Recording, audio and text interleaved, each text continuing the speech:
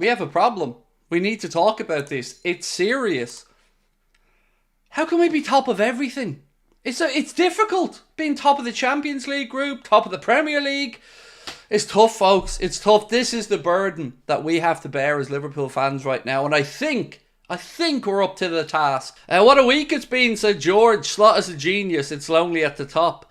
Yeah, I don't know. I'm losing the words, George. You know, second half FC. It's a joy to behold when it happens. And last night, like, I still trying to figure out, and I've had messages, voice notes off people today who were at the game trying to figure out how that ended up being 4-0. Like, oh, it's great. Even speaking with David earlier on, you could just see the excitement in him, and he was saying again, it was the same in the press box.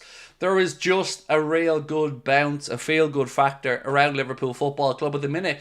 And look, long may it continue, because this is what we want. I know people think fan channels thrive off problems, but I'm a happier person coming on here every day off the back of Liverpool wins. It makes my life a lot better, so I'm sure it's the same for you guys as well. So, I wanted to go through some of Arne Slot's comments last night because I think it gives us a really good insight into what he and his staff do at half-time and what changes they look to make. So, I'm going to read this out, so bear with me for a second.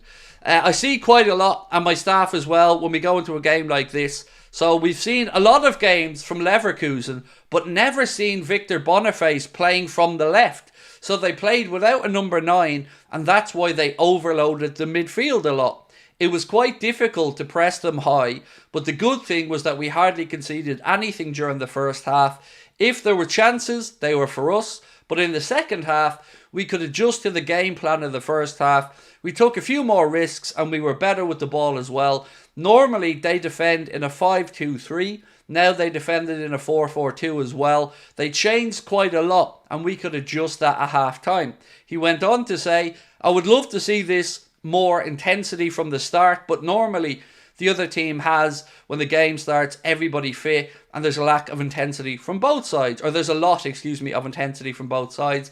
I like that we're able to keep introducing this energy and go into a higher gear. In some situations, that led to some of the teams we faced having difficulty with that intensity.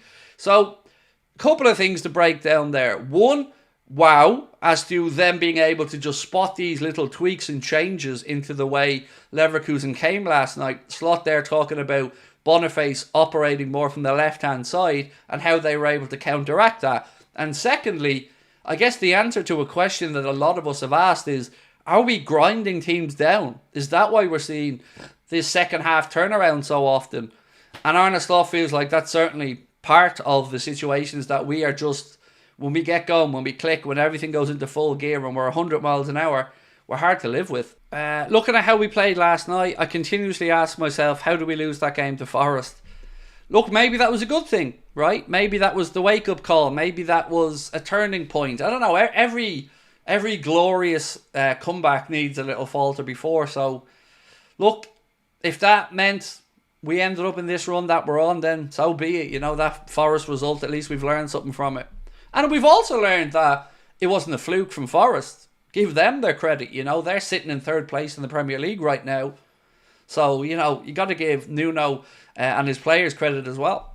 Arsenal and City have both lost 2 games in a row. I know, it's great, Moses, isn't it? It's almost as if Arteta's not the Messiah. Who would have thunk it? Can we all just take a second, by the way? Never mind City or Arsenal. Let's just take a second to acknowledge what we have, which is a seamless transition from the Jurgen Klopp era to the Arne Slot era, and a manager who is absolutely one of the greatest tacticians I've seen yet at Liverpool. His in-game management is phenomenal. His coaching staff are absolutely miraculous.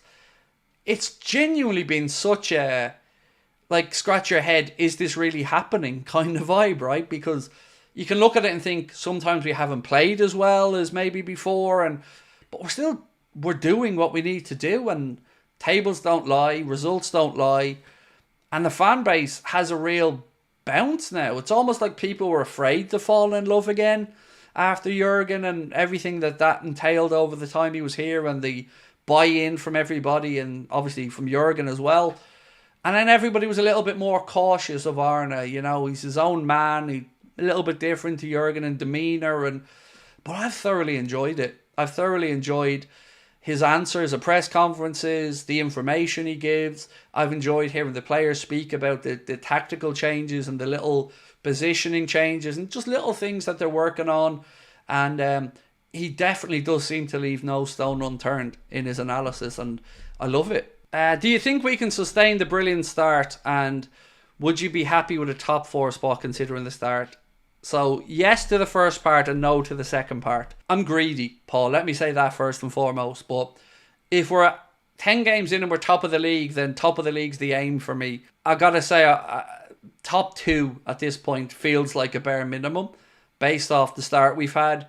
I think this weekend, again, is going to give us a good insight into how this season may pan out, because there's every chance that Arsenal play Chelsea and drop points.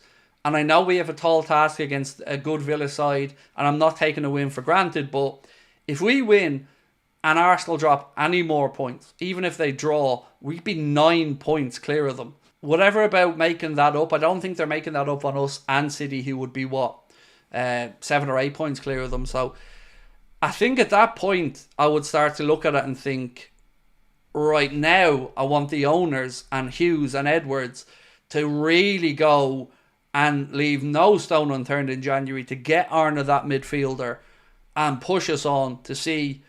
Now I'm starting to think about, we're realistic Champions League contenders as well, where I wasn't sure where we're going to be at in that regard. So yeah, Paul, I'm greedy, but I also want to shoot for the stars in everything. Why not? You if you don't try and attack these things, you won't win. So go for it. What's been my favourite Liverpool match I've watched over the 6 years I've been doing Anfield Agenda? Easy Barcelona. Barcelona 7-0 game against Man United, and the 1-0 win against Everton, where Origi scored after Pickford watched the ball bounce off the top of the bar. Those 3, hands down, are the 3. The most important one for the channel was the 7-2 loss, because my little meltdown, found its way into the internet and went around a bit, and certainly put the channel on the map a bit. But yeah, I mean, just living through those 3 games was phenomenal. All for different reasons, the sheer rage from Everton fans when we scored that late goal, and Klopp ran on the pitch and he chest bumped Alisson. So that was the shithouse part of me satisfied.